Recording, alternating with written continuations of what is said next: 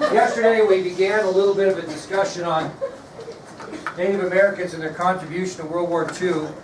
And we mentioned to you that there was a mass exit of Native Americans from the reservations. Thousands of Indian men and women found work in major cities during the factory manufacturing of war supplies, and thousands more men answered Uncle Sam's call to arms. We stated that in 1940, more than 90% of Native Americans in the United States were living on reservations, and because of the war, that number reduced to less than 50%. And they estimated about 75,000 Native American men served in the armed forces during World War II. Two specific tribes made an extra contribution to the war effort: the Comanche and the Navajo. These Native American soldiers would transmit radio messages in their native languages, which could not be broken by the Germans or Japanese. Comanche code talkers, as they were referred to, served in the war in Europe, whereas Navajo code talkers served the Pacific. And I didn't mention yesterday, but they were obviously separate those because they had different languages, and they didn't want to put both tribes in one area because there would be confusion there also. So that's why they were split up. Okay, we also mentioned yesterday that Native American code talkers were a very valuable asset, and they could be valuable to both the Allies and the Axis powers, because the capture of a code talker would provide valuable information against the United States and the Allies by our enemies. And as a result, these code talkers were partnered up with another soldier for protection and or extermination if there was any chance the code talker would be captured by the enemy. We started talking yesterday before we ended that after World War II, most Native American code talkers returned to their communities during some very difficult economic times. Normally after war is over, the production goes down, there's not a lot of jobs, there's not a lot of educational opportunities, there's not a lot of job opportunities, and so it was very competitive, and racism towards Indian people was very, very common. And even though these Native American men had put their lives on the line serving their country, they were often discriminated against in trying to get a job or getting educational training or job opportunities, and they couldn't even eat or drink in some establishments. Very similar to African Americans in the 50s and 60s, where restaurants would not serve a person because of their race. And Native American men also faced that discrimination.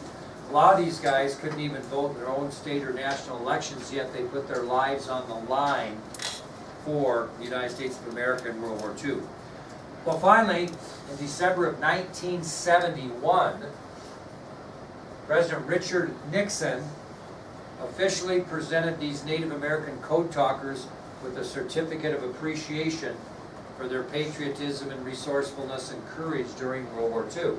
So they really didn't get any recognition for their efforts until December of 1971, almost 30 years later. But finally, in December of 1971, President Nixon did present Native American code talkers with a certificate of appreciation from the nation, thanking them for their patriotism, resourcefulness, and courage. I think we underestimate what these code talkers did. For the first and only time in non-technological history, the United States Marine Corps had an unbreakable code that their enemy could not break. Now that was amazing to that point. And obviously, by having an unbreakable means of battlefield communication, thousands of American lives were saved by a result of these code talkers and what they contributed to World War II. It's kind of interesting because write down what you want on this particular part. You know, an unnamed Japanese general admitted after World War II that the most highly skilled Japanese cryptographers had not been able to decipher these code talker messages. They put tremendous amounts of effort. It's got their smartest people to try to break this code, and they could never break it.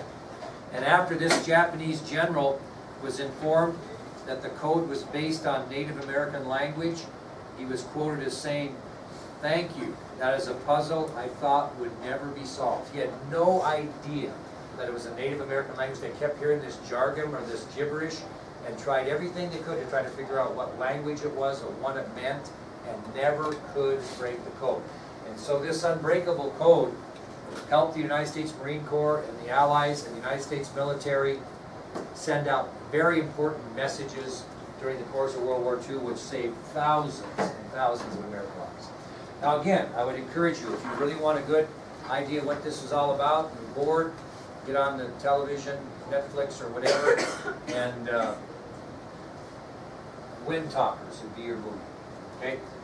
On a separate note, I found out last night, I was flipping through my channels on TV, and I actually have a YouTube channel. Anybody have that? You realize that you can call up my lecture videos and see that on your big screen TV? That was pretty awesome last night. I thought, you know, I'm going, wow, look at that, I'm a TV.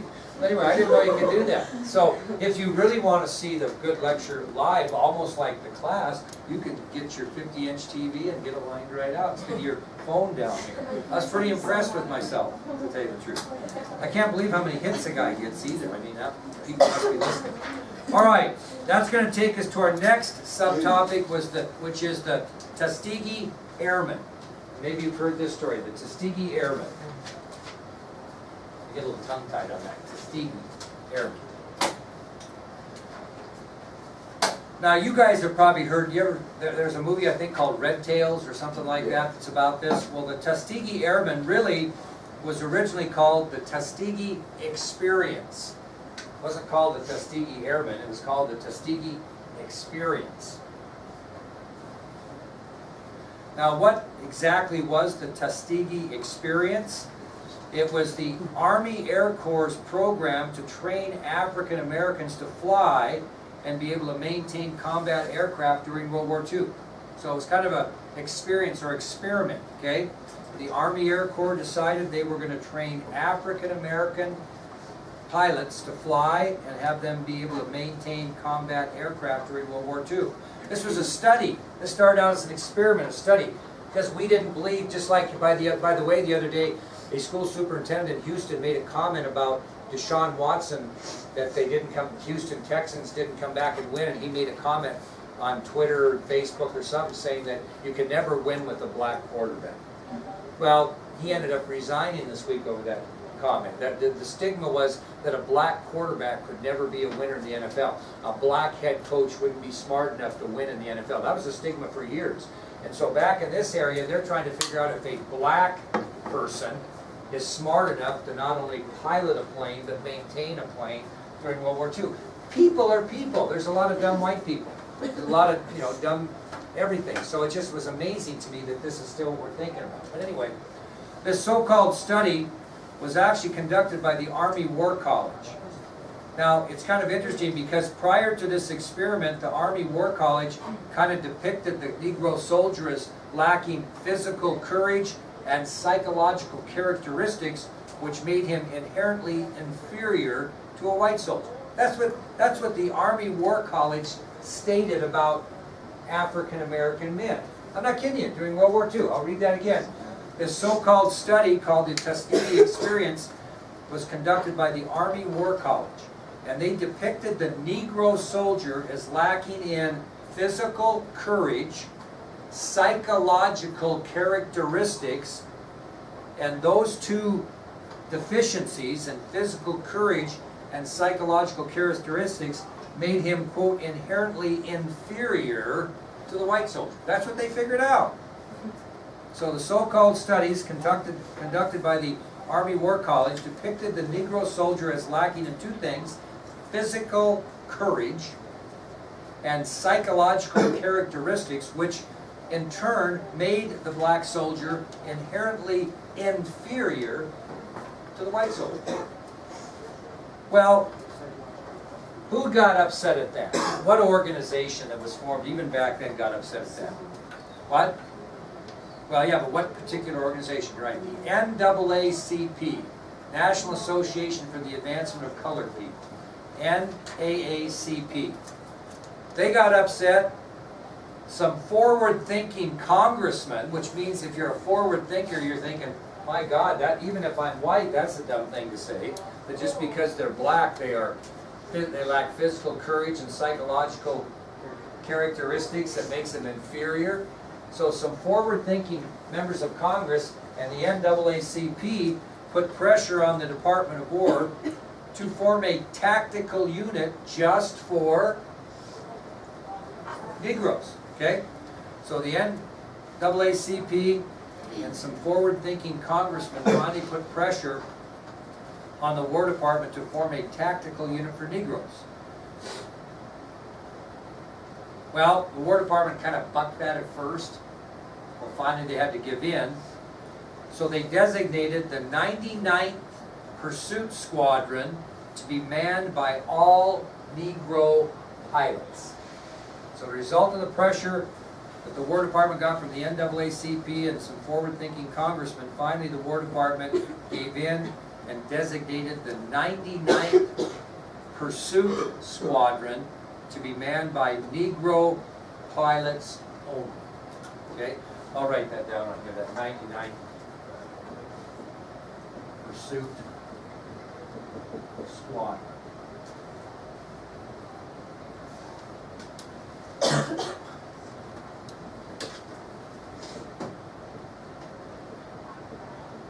Okay. Oh wait, I'm sorry. So, the 99th Pursuit Squadron would be manned by Negro pilots. Now, where'd the name Tuskegee come from? Anybody know? Those Negro pilots that would now make up the 99th Pursuit Squadron would have been trained and graduated from the Tuskegee Army Air Field. So those pilots that would be directed to the 99th Pursuit Squadron would have graduated from, been trained and graduated from the Tuskegee Army Airfield. So that's where they were trained.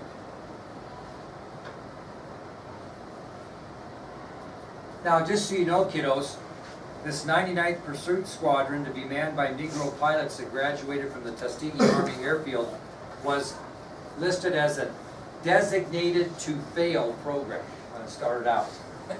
It was listed as a designated to fail program. Designated to fail program.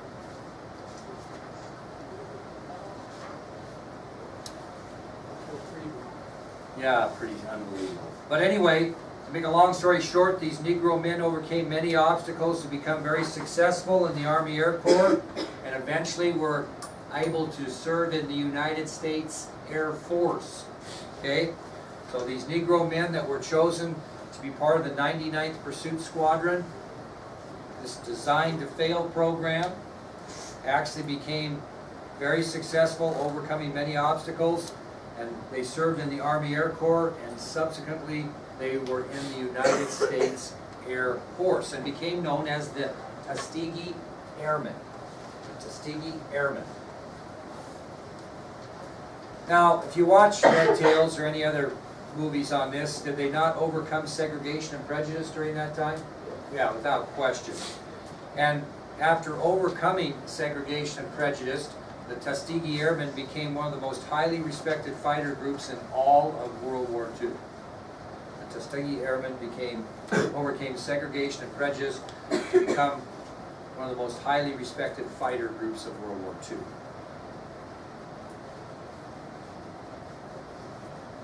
Now, I want you to think about this. What did their accomplishments pave the way for? Big thing. Think about it. Their accomplishments finally led, during the presidency of Harry S. Truman, to what is concerning the whole military?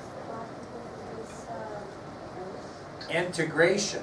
The Tuskegee Airmen's achievements paved the way for full integration of the United States military during the Harry S. Truman presidency. Before that, they bumped separate. A lot of things were separate. They totally integrated black military personnel into the United States military during the Harry S. Truman presidency. Mainly because these men showed that they were not inferior to white soldiers, and were very, very successful in their endeavors as pilots in World War II.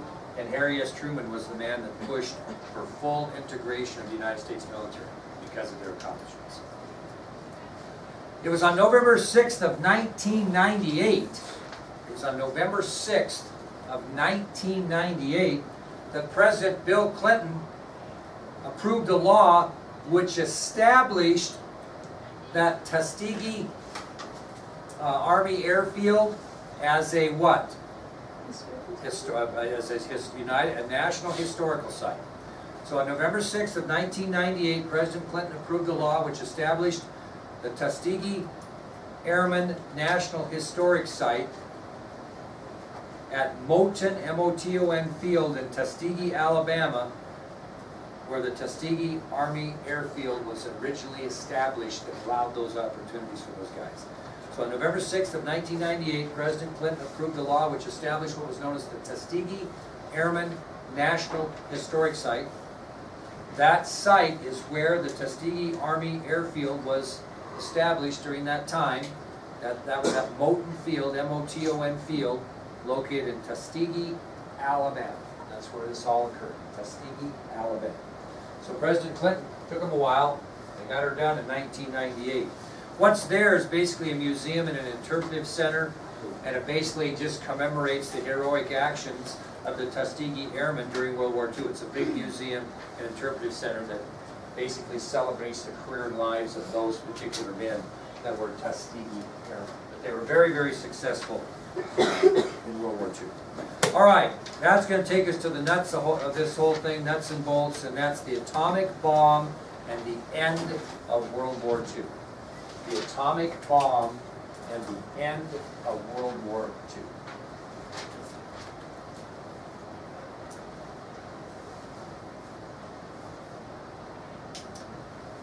Now, we had mentioned some of this, so you can write down what you think is important.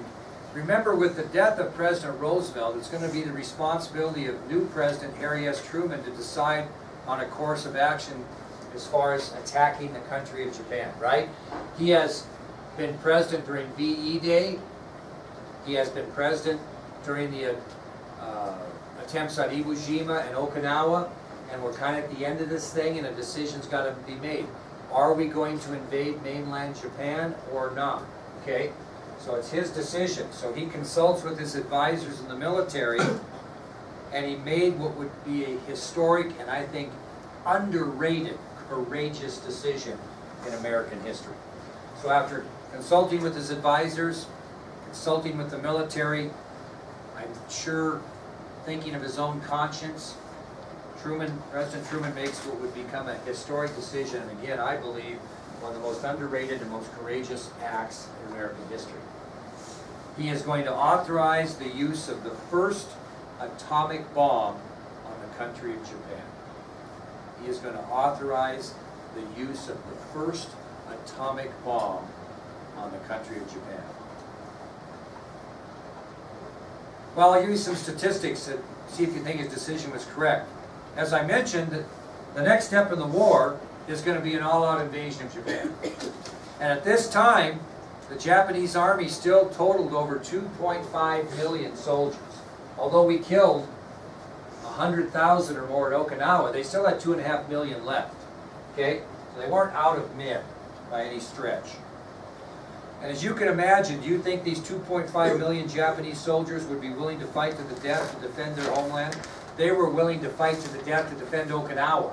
You had kamikaze pilots giving up their lives. So you get them on their home turf, and you don't think they're going to be tougher than nails? You don't think you're going to have an issue?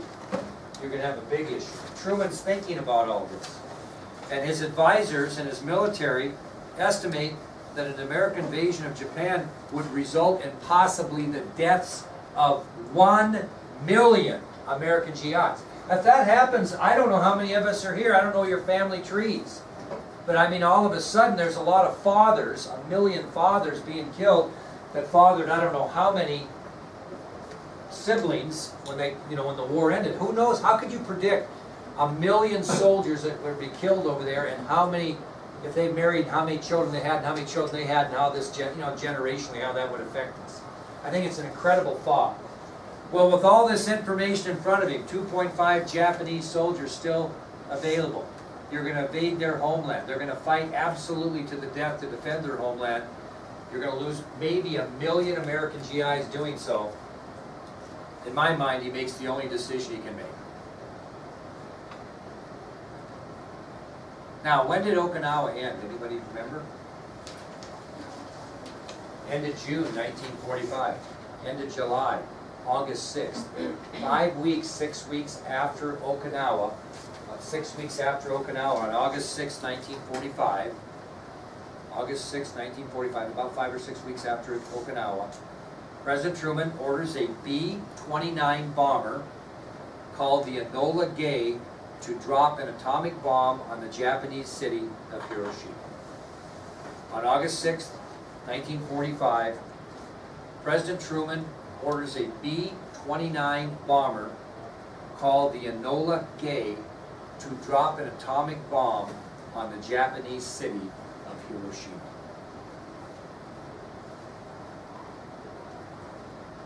The bomber would be piloted by Paul W. Tibbets. Paul W. Tibbets would pilot the B-29 bomber called the Enola Gay. Paul W. Tibbets. It would carry, in essence, 20,000 tons of TNT. 20,000 tons. Okay, stick of dynamite weighs how much? Less than a pound. 20,000 tons of TNT. The atomic bomb was dropped on Hiroshima. It destroyed 80% of the buildings in that city, and it killed approximately 100,000 people instantly. The bomb was dropped on August 6, 1945. 80% of the city of Hiroshima was completely destroyed, and it killed approximately 100,000 people instantly.